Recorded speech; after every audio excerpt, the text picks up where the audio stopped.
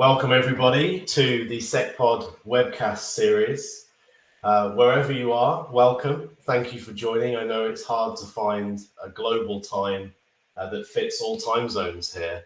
So if you're over in the India, APAC region, then good evening. In the UK and Europe, I guess good afternoon. Or if you're here in the US, then a very good morning to you all. My name is Rob Kelsall, VP of Global Sales with SecPod, and I'm privileged to be joined this morning by our founder and CEO, Chandra. Chandra, why don't you quickly introduce yourself? Hello, everyone. Thank you for taking the time to be part of this webinar today. My name is Chandra. I am the CEO and founder of SecPod. I've been running this organization for the past 15 years. Thank you, Chandra. Super excited to be on a webinar with you this morning. So again, thank you everybody for joining this SecPod webcast. If you're new to the series, please go ahead and sign up. We have a lot of exciting topics, talking regularly about new vulnerabilities in the wild and how you can help improve your IT security risk posture. There'll always also be an opportunity for you to ask questions as we go through the presentation this morning. We'll field those at the end, so feel free to jump in with those questions as we go through. So excited to talk about this topic. Chandra, this is something, as you know, I've worked in the vulnerability management space now for some 20 years, and I took a step out into the automation ITSM space for a little bit and then came back after kind of a 4-year break from security. I was thinking that the problem around vulnerability management might have been solved by now. Back in kind of 2005, often had conversations with customers talking about how you can bring together your security team with your IT operations team. Back then it was, oftentimes you'd find a security team with a vulnerability scanner, you'd find an operations team with some patch capability, and we were always trying to get the two to join the conversation and to collaborate and be more effective. You would have thought that problem would have been solved. However, as we fast forward 20 years, Chandra, we see organizations having data breaches, and the majority of the time, not only did the attacker exploit an unpatched vulnerability, it wasn't even a zero-day vulnerability. In most cases, we're seeing that still vulnerabilities have been exploited, maybe a year old, in fact. So this problem is still a problem that customers are having challenges dealing with. And I'm really excited to hear your perspective on this, Chandra, and how a continuous approach to exposure and vulnerability management can really help organizations take action and improve the cyber hygiene of their environments. Thank you, Rob. Yeah, certainly excited to be talking about this particular topic, which is close to my heart. I've been thinking about it for a while now, and also demonstrating this thought into reality through our products that we have been building for several years now. So happy to be talking about this particular topic. Now, as you said, the problem, anybody would have thought that it is gone away, but unfortunately, the problem continues to linger around, and vulnerabilities continue to be the primary opportunity for attackers to exploit those vulnerabilities and launch attacks. And the proof of that is definitely seen in the number of attacks that are rising today and increasingly day by day. So thankfully, there is some amount of efforts making proactive security, center stage. So at this point in time, so that's a good trend that I'm seeing today. But let me, as part of this particular topic, I would want to present a new dimension to cybersecurity. That new dimension could help fortify our defenses and help really address the problem of vulnerabilities and how we look at cybersecurity from that angle, and how we can actually reduce significant number of cyber attacks if we think about this new dimension that I'm going to be talking about and effectively eliminate large percentage of these cyber attacks in my view. So that is the topic for me today. So with that, let me set some ground rules, or rather some truth that is kind of already known to us, something that we have probably not paid enough attention to. So if you look at this statement, every attack involves exploitation of a weakness. So after I came up with this particular phrase, I've been talking to a number of people asking or making the statement, asking their opinion if it's really true. I've not seen a single person saying no to this particular statement. Obviously, it is a truth that is well known, something that we have not really, maybe not paid enough attention to. So every attack, irrespective of the type of attack, whether it's physical attack or cyber attacks, involves exploitation of a weakness. And so in the physical world, whether it is a street thief or a gunda or a rowdy or any of these, exploit some weakness that is present and target those who have some weakness and exploit that weakness. Similarly, in cyber world or cyber security also, whether it's script kiddies or nation state sponsored attacker or a cyber criminal or an activist or a malicious insider, name any, all of them exploit some sort of a weakness. And it goes unquestionable sort of approaches being used by almost every attacker. And so what kind of weaknesses do they target? So irrespective of the type of attack, whether it's a malware or a ransomware or a phishing attack or a DOS attack, any kind of attacks exploit three kinds of weaknesses. There is technological weaknesses that is inherently present in the computing infrastructure that we are using day in and day out, or people who are using this computing infrastructure may have some weaknesses that could be exploited by the attacker or the process. Ultimately, cybersecurity involves all of these three elements: the tech computing infrastructure that we use, people who are operating on that, and the processes that we have been following to safeguard the IT infrastructure.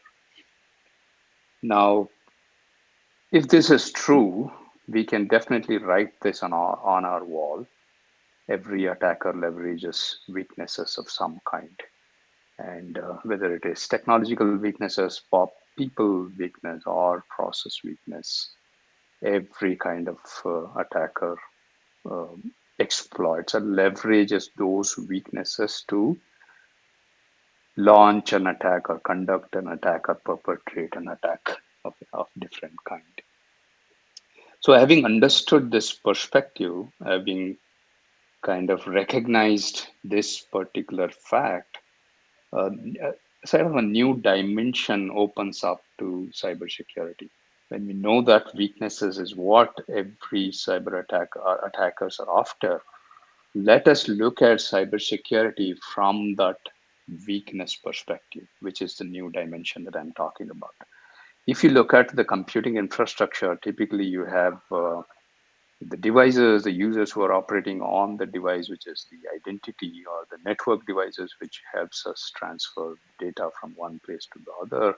So any kind of computing devices that are participants in our infrastructure, if we analyze all of them from the weakness angle, we will be truly building a formidable sort of a posture for eliminating the attack surface, or reducing or shrinking the attack surface, and minimizing the possibility of attacks.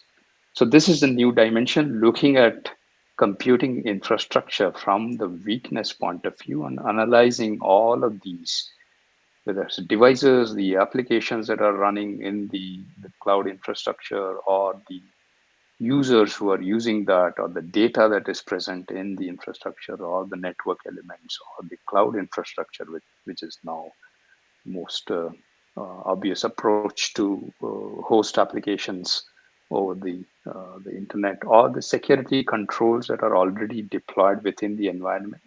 All of these need to be assessed from the weakness angle.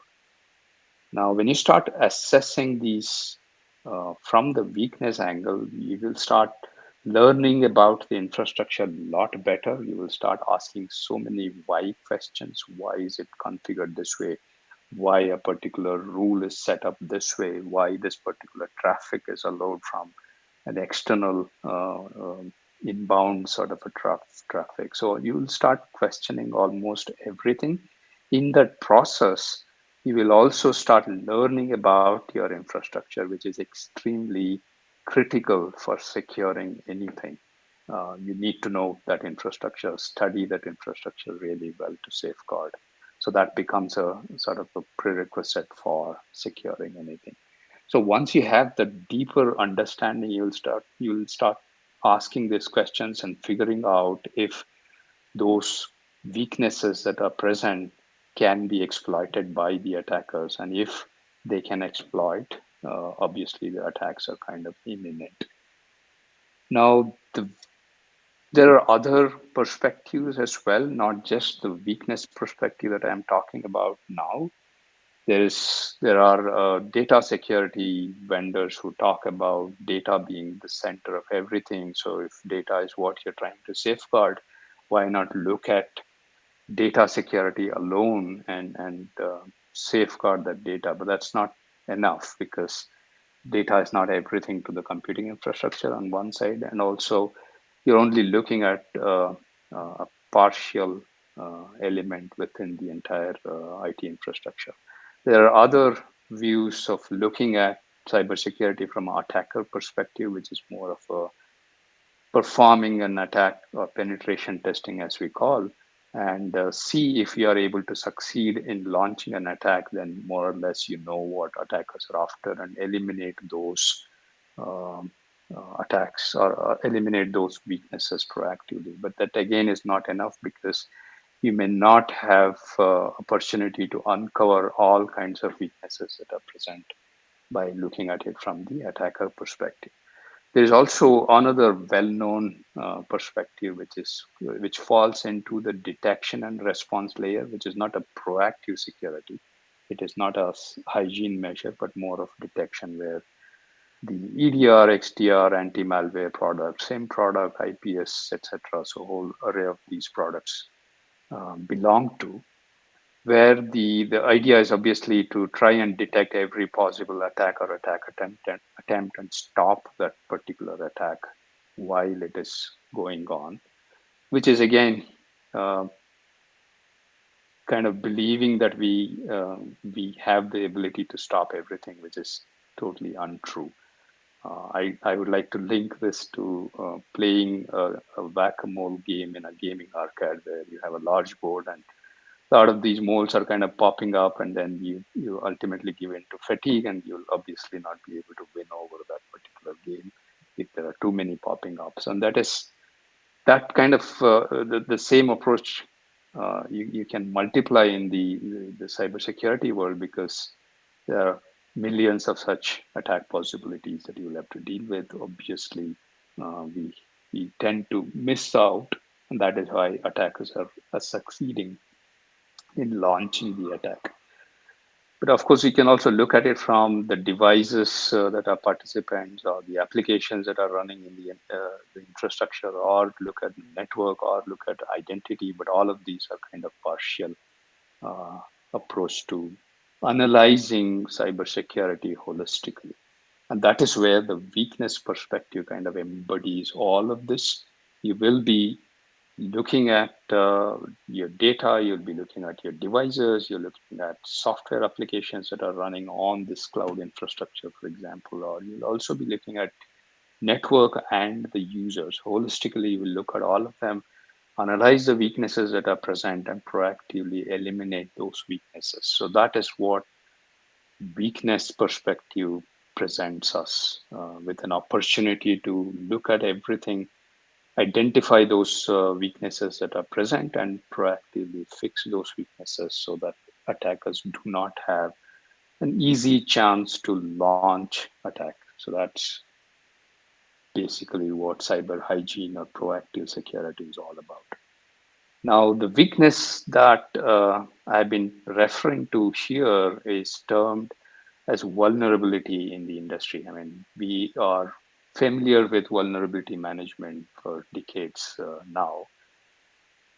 Although it has been a practice in the industry for the last 20, 30 years, but somehow we've not really reaped the benefit of vulnerability management because the proof of that is attacks continue to occur.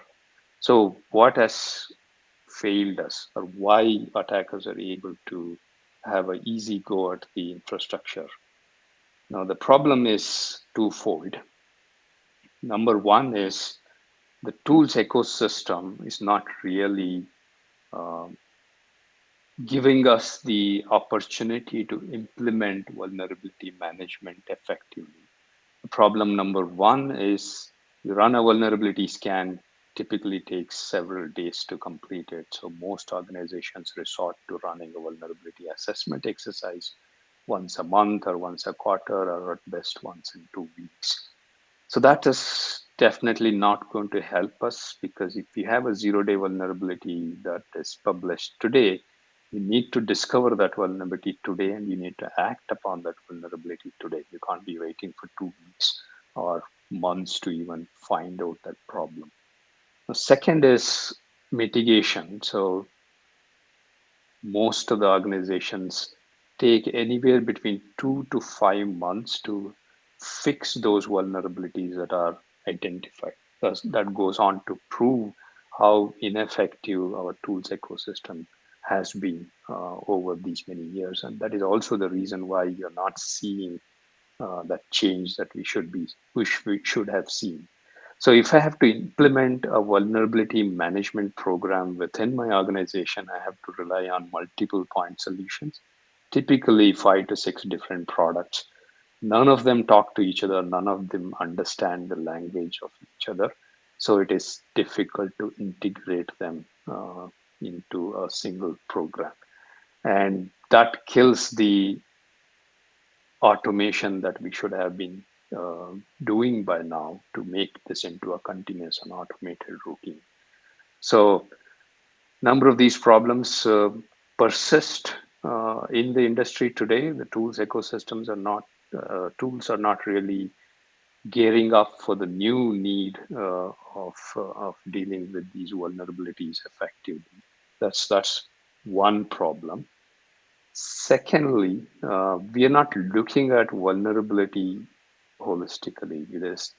It's really a time to redefine what vulnerability is, because vulnerability typically is associated with software vulnerabilities alone. So if you have number of software components that are present or installed or running within the IT infrastructure, we look at those software and see, hey, do you have buffer overflow vulnerability, SQL injection vulnerability, whatever input validation vulnerabilities that may be there, and pay attention to those alone. So I'm not saying that this is not important. If you look at the NIST CVE database, last year we had about 20,000 vulnerabilities. That averages to about 50 to 60 new vulnerability being discovered day in, day out. So it's extremely important, but equally important are other kinds of vulnerabilities. So there can be misconfigurations. You have bought equipment, they're not hardened, they're running with default configurations.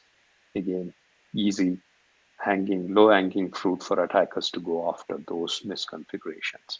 You may have implemented security controls, but they may not be functioning as you intended them to function. There can be unnecessary or unwanted IT components present within the environment you may have not paid attention to. There can also be posture anomalies that are present, which typically go unnoticed, and again, low hanging fruit for attackers. So this list kind of goes on because there's several other kinds of vulnerabilities or weaknesses that are present within the infrastructure, which can be easily exploited by the attackers, similar to how attackers have been exploiting these high critical vulnerabilities represented in the form of CVE. So we don't pay attention to any of these. So if you look at the vulnerability management tools, majority of them are only looking at software vulnerability, not looking at vulnerabilities holistically. So these two unsolved problems, in my view, are the reasons why we are not able to implement an effective vulnerability management program today. And that is the reason why attackers are able to succeed in every opportunity that they go after.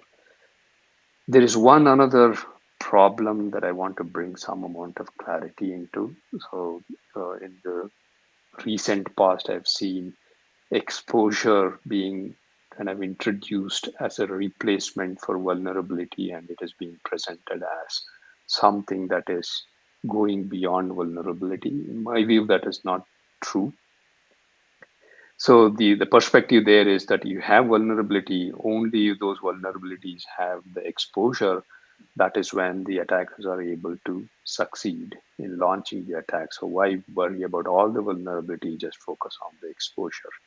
But that is, the IT environment is constantly changing, so the exposure that didn't exist yesterday is an exposure today. So it needs to be a continuous analysis of all the vulnerabilities and identify if those are exposed, those have the exposure. So threat is vulnerability which is exposed, um, and risk can be kind of quantified as a probability of this particular threat and of vulnerability, and the exposed vulnerabilities being exploited is where the threat is. And holistically, if you look at risk management or vulnerability management, for lack of better word, I have to use that. So you only when you look at both of them together, you will be able to identify all kinds of risks that are present and eliminate those risks beforehand. So with that, some sort of establishing the ground truth, I would like to now bring this weakness analysis back into the discussion. So weakness analysis says you analyze your devices, the applications, the users, data, the infrastructure, the network, and the security controls, and also analyze those exposures to understand the attack surface and see if we can shrink that attack surface, and also look at it from the attacker perspective. Where are those potential attacks possible? And perform that weakness analysis with the intention of mitigating those weaknesses. So this is what we are terming it as CVEM in our journey at SecPod. We call it as continuous vulnerability and exposure management. Now, vulnerability management has been there, well understood.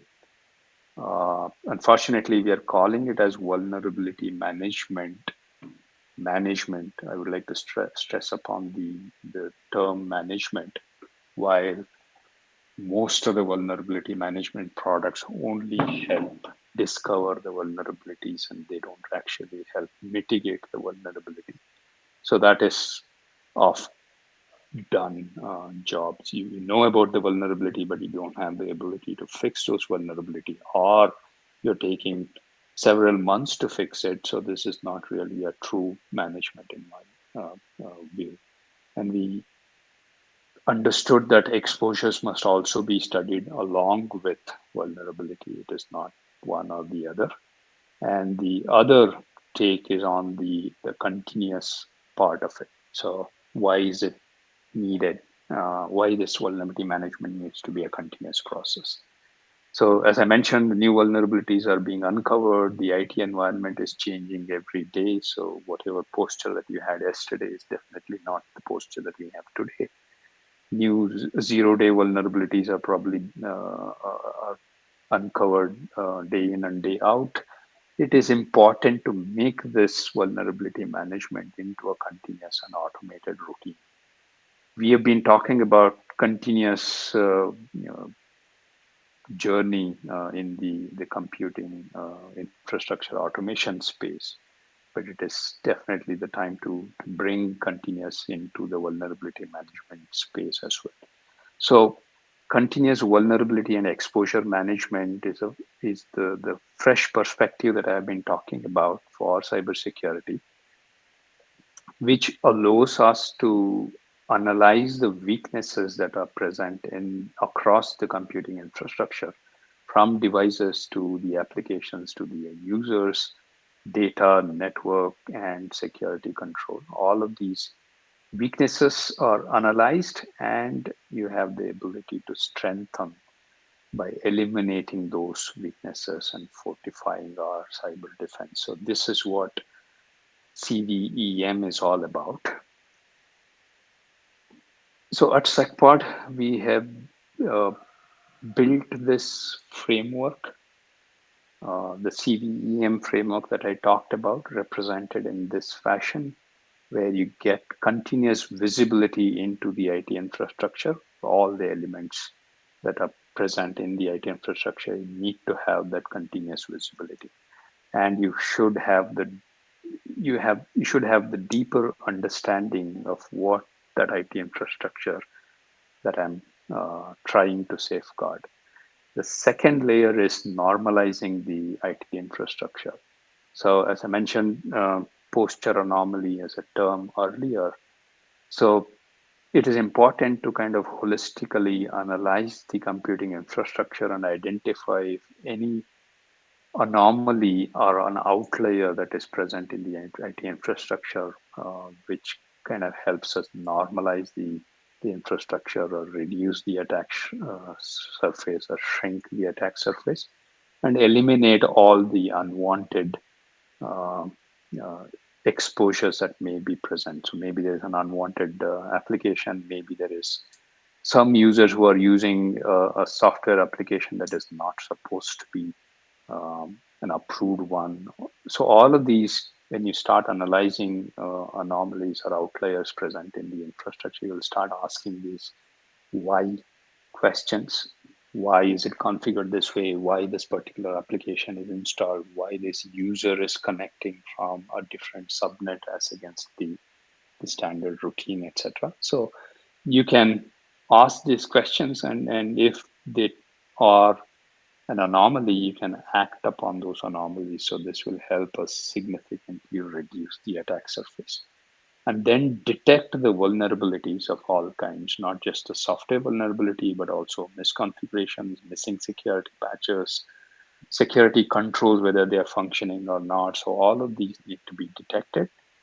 Now, the next layer is prioritizing these vulnerabilities that we have uncovered. So not every vulnerability is critical to act upon immediately. So you need to really uncover those critical vulnerabilities that I must act upon now so that the remediation activity can be prioritized or streamlined. So when it comes to remediation, most of the software vulnerabilities that are discovered, you can apply a patch. If a vendor has released a patch, you go ahead and apply the patch to eliminate those vulnerabilities. Similarly, if there are misconfigurations, you need to fix those misconfigurations. And if security controls are not functioning, you need to apply those controls back in the right format to ensure that those controls are functioning well. And if there are unwanted IT, for example, you may have to remove those components from the IT infrastructure. So as part of remediation, it is not just looking at patch management as one single function, but actually going beyond patches to fix misconfigurations and also apply other security controls that may help us address those vulnerabilities or weaknesses that are present. And this needs to be a continuous and automated process. It needs to be a daily routine. It cannot be a scheduled once a month activity. So get visibility every day, normalize the infrastructure, detect vulnerabilities of all kinds, prioritize those vulnerabilities that are discovered based on the business context and the environment, remediate those vulnerabilities continuously and report it. And this must be an automated routine. So this is what we have implemented in our SanerNow platform that kind of unifies all of these into one single console and helps organizations manage vulnerabilities effectively and truly implement continuous vulnerability and exposure management, or CVEM. So this is our framework. So look at vulnerabilities and exposures across all the enterprise devices, cloud infrastructures, applications that are running on this infrastructure, network components, data that is either in transit or at store, users who are using this infrastructure. So all of them needs to be assessed for vulnerabilities and exposures, understand the potential threat, prioritize those vulnerabilities based on several criteria, including the environment, the criticality, is it being exploited in the wild, etc. And finally, mitigate these vulnerabilities. So this is what continuous vulnerability and exposure management is all about.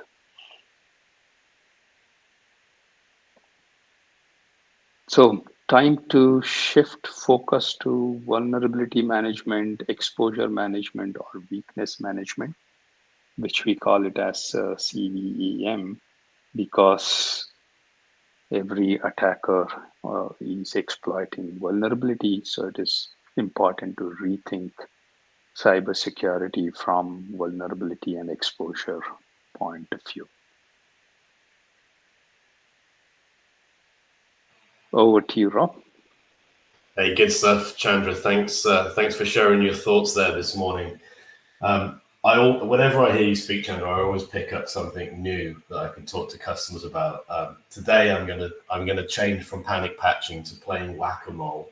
I like that analogy. My kids love whack-a-mole as well. Okay. As you've been talking, Chandra, we've been inundated with questions.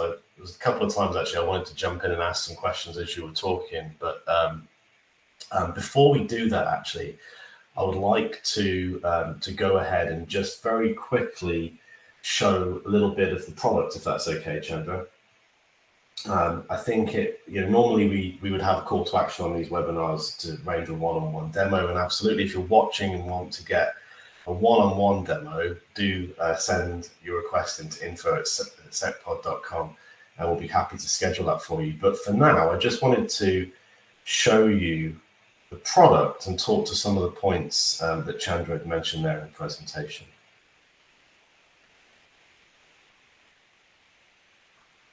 Bear with me a second here.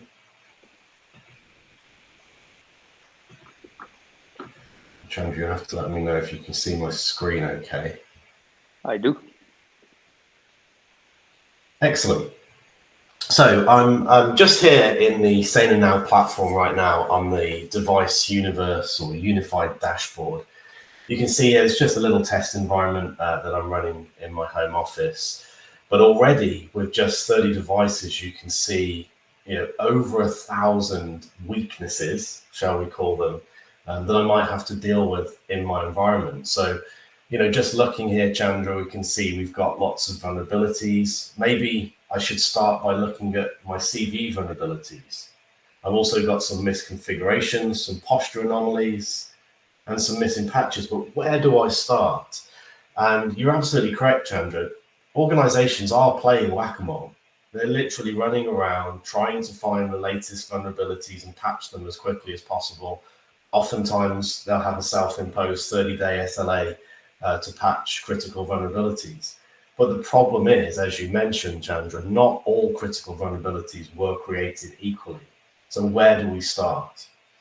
And that's really where the SanerNow platform comes in and helps you to become more efficient in terms of how and when, more importantly, you carry out your remediation. So I want to talk a little bit, Chandra, about risk prioritization. But before I do that, I just want to bring the audience's attention up to the top right here, cyber hygiene score. Now, when I'm talking to prospects and customers, particularly when I'm talking to the IT operations team, I might ask the question, why do you patch? And the typical answer 20 years ago is the same as the typical answer today. And that is, I patch because the IT security team gave me some kind of report and told me I need to patch these vulnerabilities within 30 days.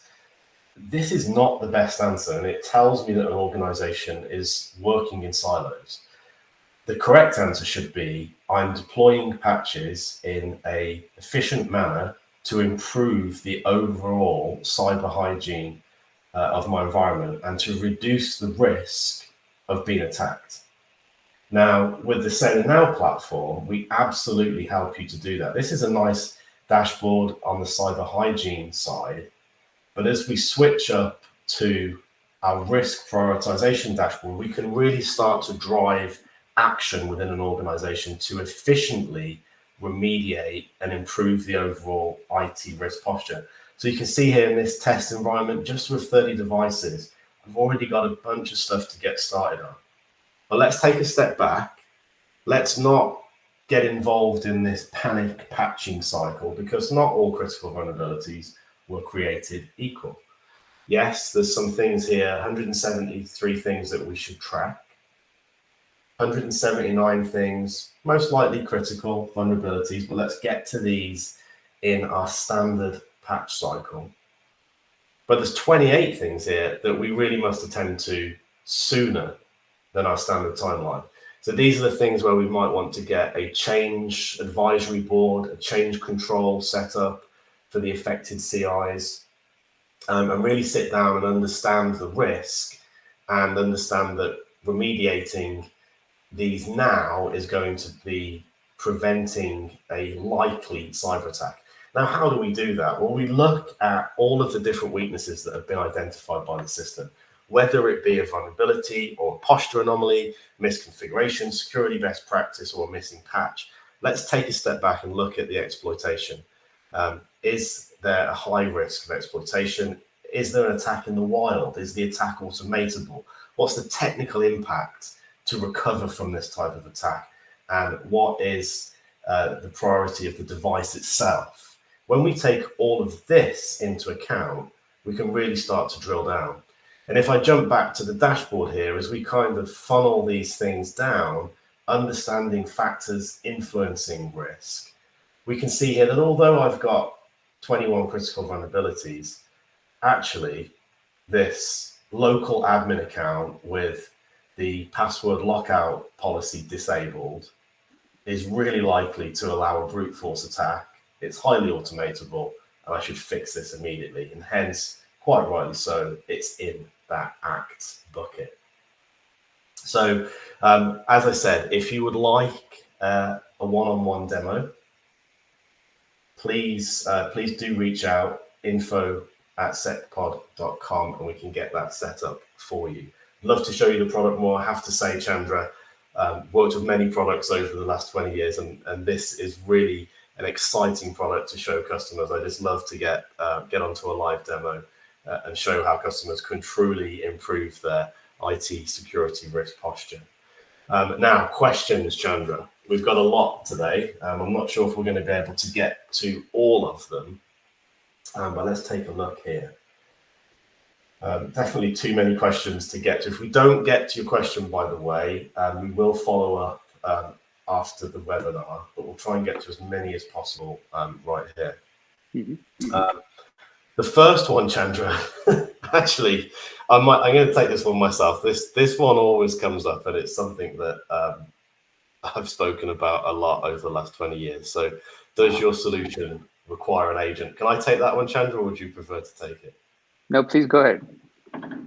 So, why am I smiling with this? Well, so the question is just very simple, Chandra. Does your solution require an agent, right? So when we think about agentless scanning versus agent-based scanning, there are clearly advantages to both. You can't manage what you don't know. So you have to have a capability to discover your environment. And you also have to have an ability to be able to assess devices that you can't necessarily put an agent on, like routers and switches. But you don't want to be running agentless scans on laptops and desktops. So could maybe not even connect to the VPN. They could just be sat in a Starbucks somewhere. So Does our solution require an agent? No, it doesn't, not for all capabilities, but the SanerNow platform does have the best of both worlds. It combines agentless discovery and assessment with continual verification through the agent and also remediation through the agent. So thank you for that first question. Always a good one to get started with. Chandra, let's see if we can find a more difficult one for you to take next.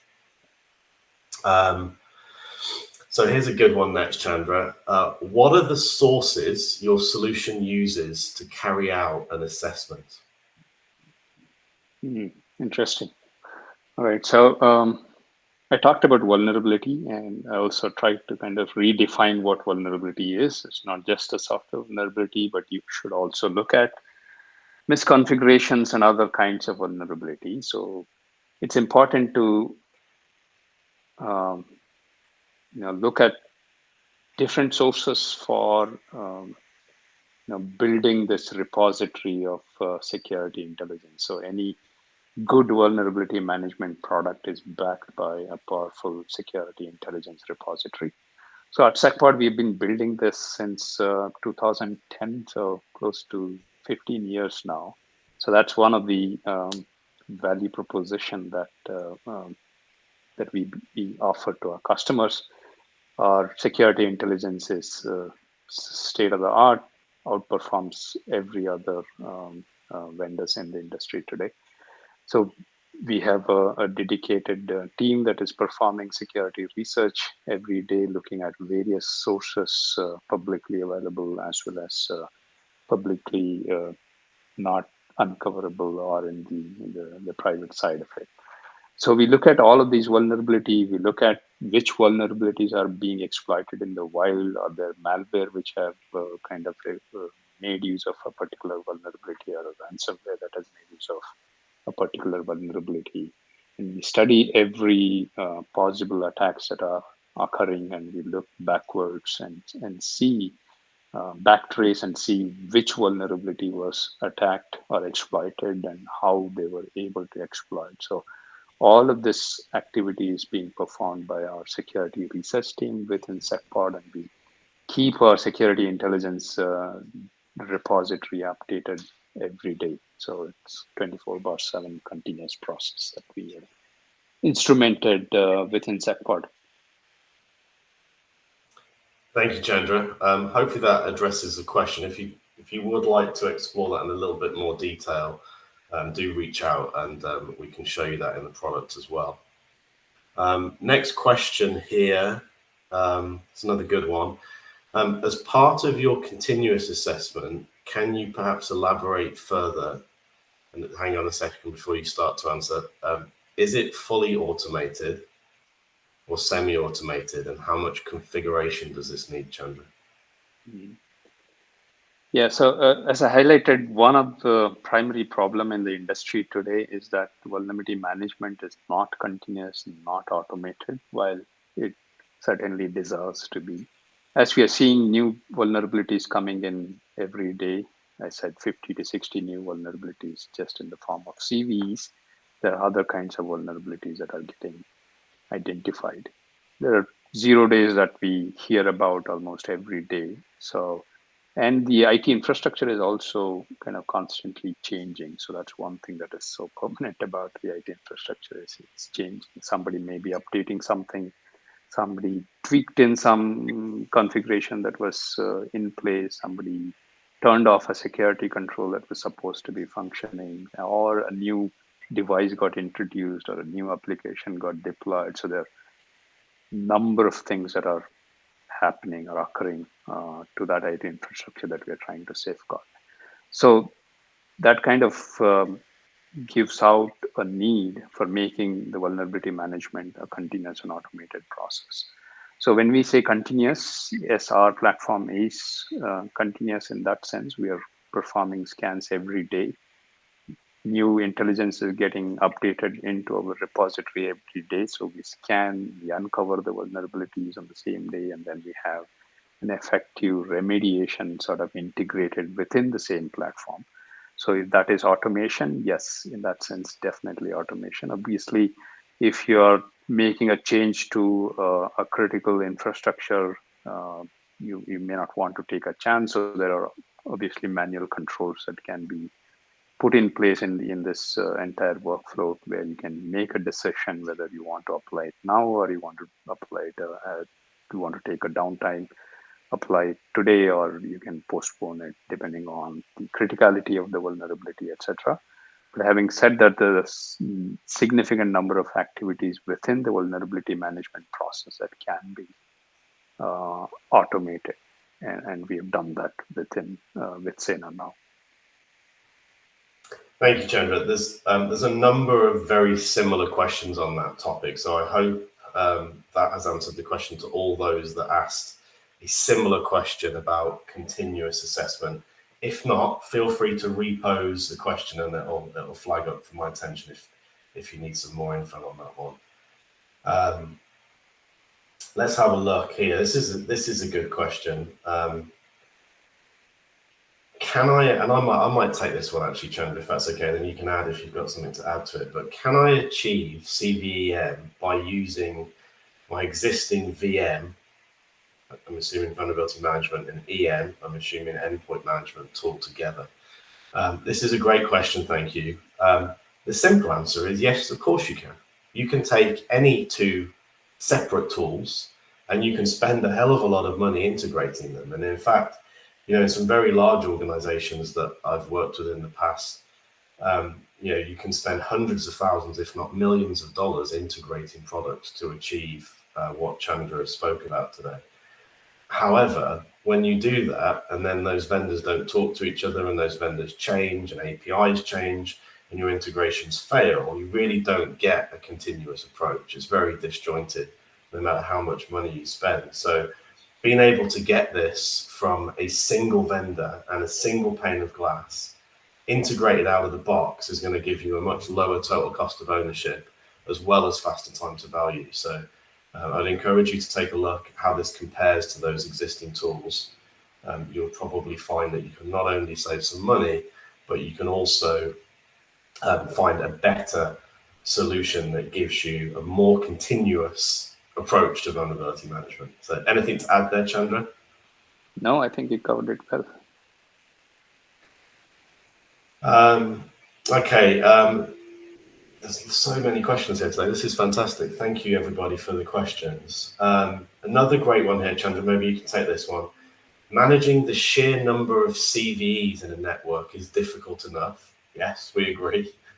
But won't it be a more difficult ask for my security team to manage other risks as well? Is there a more efficient way of doing it? Yes.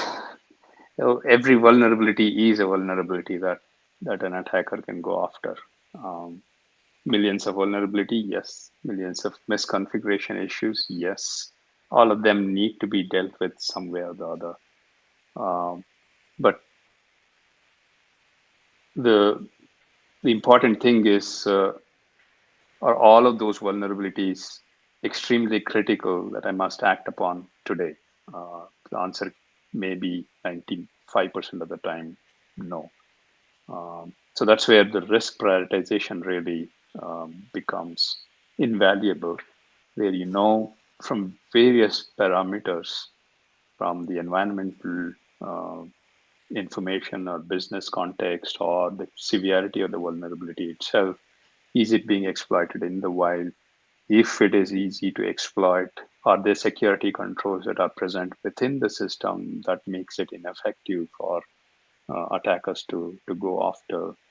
A vulnerability that is present in one system, the same vulnerability present in another system might not be necessary to treat them equally, because the other system may have some security control that is already put in place that eliminates the need to fix this particular vulnerability right now. So risk prioritization becomes extremely critical from that sense, and act upon those vulnerabilities that you must act upon immediately. And having said that, my approach would be to go after all of those vulnerability, but you only can streamline the remediation effort. So you only have certain bandwidth available to you, and then you need to streamline that effort and use risk prioritization to help streamline the available time to fix it. And adding to that, use automation as much as possible wherever applicable that can significantly reduce the effort required to eliminate these vulnerabilities. Absolutely, Chandra. That's a great final point there. I was about to add, if you can free up your operational team's time by automating a large degree of the remediation, think about how more strategic they can be in terms of identifying and remediating other weaknesses outside of patches that are actually more likely to result in an attack than just spending all your time playing whack-a-mole. All right, good stuff. Let's see what else we've got here.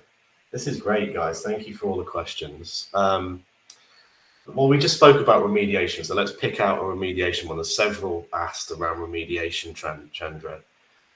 Do you integrate with a third party for remediation, or do you really have this natively? You want to take that yourself? Absolutely, yeah. So this is one of many fantastic things about SecPod. Most vulnerability scanners out there are just going to tell you you've got a problem. In fact, I was at a security event, Chandra, as you know, in the UK a couple of weeks back, and customers would come up and say, hey, how does this compare to my existing scanning capability? I always ask, the first thing I ask is, what are some of the challenges you're having with your existing tool? Why would you want to consider replacing it? The number one response is, it just tells me I've got a problem. It doesn't fix the problem for me. So absolutely, in SecPod, we tell you you've got a problem. We tell you the risk of that problem resulting in a breach in your environment, and we give you the fix. And if you think back to Chandra's slide, the fix doesn't have to be a vendor released patch. The fix could be a compensating control, a security best practice, a configuration. So yes, SecPod not only provides you with the vendor supplied updates, and by the way, we have the largest repository of third-party patches and broadest support for operating systems ranging from Unix, Linux, Mac, Windows, of course. But we also provide you with the fix for the configurations, the security best practices, all in a single pane of glass. So thank you for that question. I do encourage you to check it out and see the solution for yourself. That actually leads well into another question here. Maybe you want to take this one, Chandra. How do you address zero-day vulnerabilities if there isn't a fix? I think I just answered that, but maybe give your perspective on that, Chandra. Yeah, I think you kind of answered that already. So if there is a zero-day vulnerability and you just become aware of it, that's when you call it as zero-day, because it's the start of that knowledge. Now, there is a zero-day vulnerability and it is being exploited in the wild.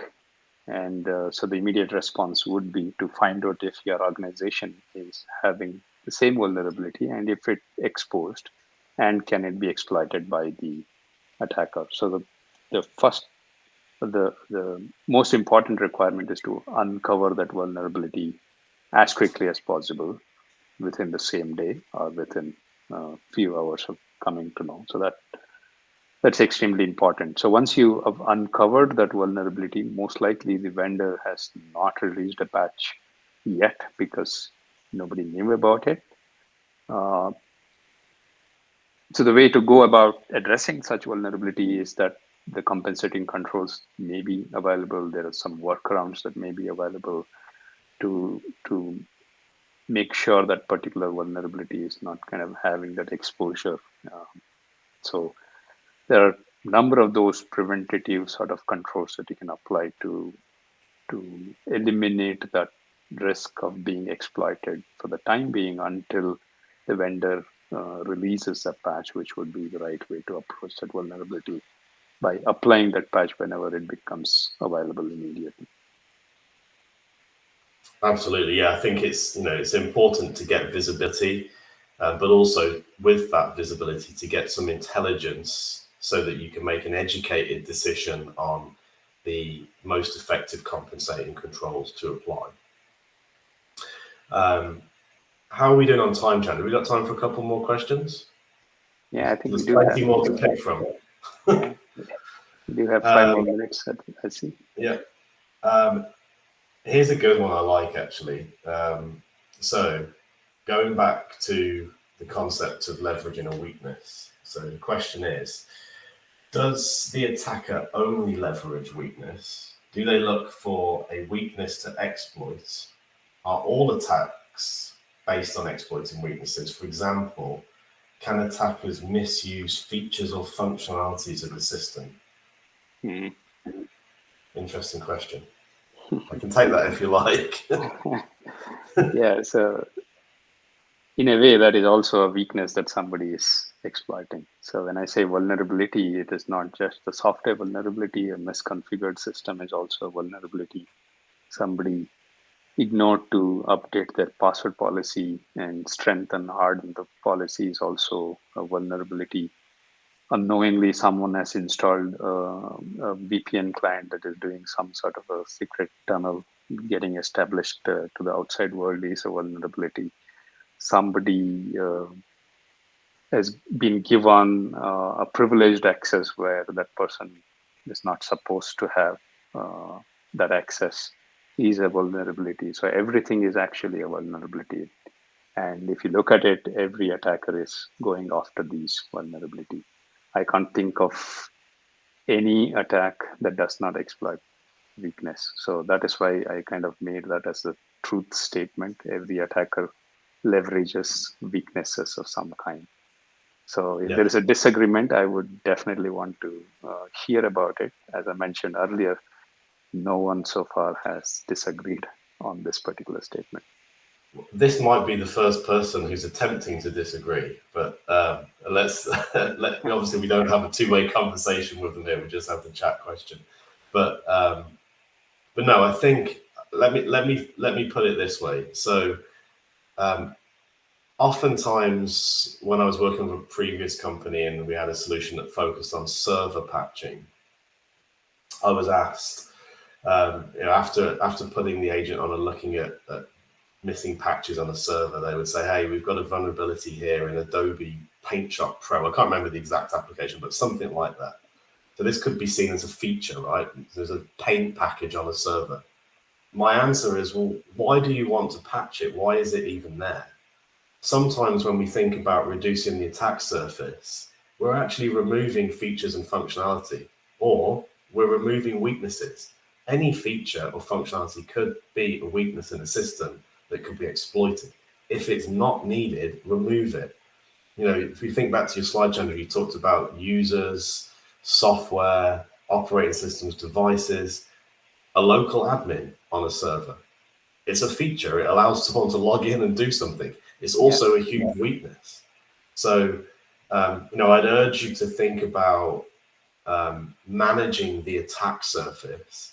Any software that's installed, regardless of whether it's patched and up to date, any functionality on a system, if it's not required on that system for that system to perform its job, remove it because it's a potential weakness. Hopefully you agree. If you don't, feel free to put another chat question in. Thank you for the question. That's a good one. We've got 1 minute left. We've got time for one more, Chandra. Yeah, I think we can go through. Literally, there's about 10 questions left. This is good. Actually, here's a good one. We haven't spoken much about anomalies, Chandra. So this one covers anomalies. Can you further explain what you meant by anomalies? What do you assess for, and how do you fix? Interesting. Yeah, so the confusion here is that anomaly is typically never used along with vulnerabilities. So when you're looking at detecting a possible symptom of an attack, anomalous behavior is typically what is seen. So in the detection or reactive security space, anomaly detection is widely used terminology. I'm applying the same terminology into the proactive security space to uncover vulnerability. That's why we termed it as posture anomaly and not anomaly. So what we mean by posture anomaly is if you look at the organization's IT infrastructure collectively and do some data analysis, statistical analysis to identify or do an outlier computation on that data that you've gathered from the infrastructure, a lot of truth is going to kind of come out. Someone is using a non-standard application, someone is using a malicious, unapproved software, someone is being given privileged access, someone is making an outbound connection, which is typically not seen across all the environment. So it kind of brings out a lot of these posture anomalies that maybe consciously someone has been given that privilege in case of the privilege access, or maybe it is a mistake, maybe it is an accidental change that some administrator would have made. So that needs to be reversed. So when you start looking at these posture anomalies, a lot of these why questions are kind of going to pop out in our mind, and that will give us the opportunity to answer those why questions and make an educated decision whether it is supposed to be that way or not. So this is what we call as posture anomalies. And if you look at various attacks that are taking place, we see that connection to these posture anomalies being exploited by attackers and sort of working as a low-hanging fruit, as I mentioned earlier. So this is an innovation from SecPod, which we have introduced in the form of a tool that we've seen our customers learning about their infrastructure a lot better, visibility into infrastructure. Absolutely, yeah. So if you haven't seen the SecPod solution yet in action, I would definitely encourage you to take advantage of the free trial. You'll see why we say we offer the fastest time to value, and really check out that posture anomaly capability. It's going to show you weaknesses in the system that no other vulnerability assessment tool is going to show you.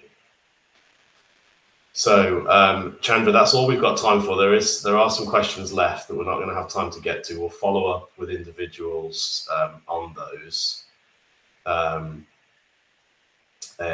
the next few days. Do you want to just end on the final slide, Chandra? Yes.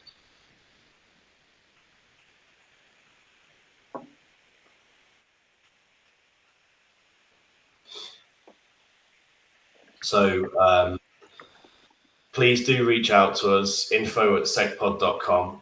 We encourage you to take advantage of the free trial and get a free 30-day trial in our SaaS landscape. You'll see why we offer the fastest time to value. You'll also see why we offer the broadest range of support and give you the most insight into weaknesses in your environment with the ability to remediate from the same solution. And you'll be very excited by what you see. If you'd like a demo before that, also contact us, info@secpod.com, and we'd be very happy to set up a one-on-one demo. But thank you very much, everybody, for your time. Thank you, Chandra. It's been great talking, as always, and we'll look forward to the next webinar in the series. Thank you. Thank you, Rob. Thank you, everyone. Have a good rest of the day. Bye-bye. Bye-bye.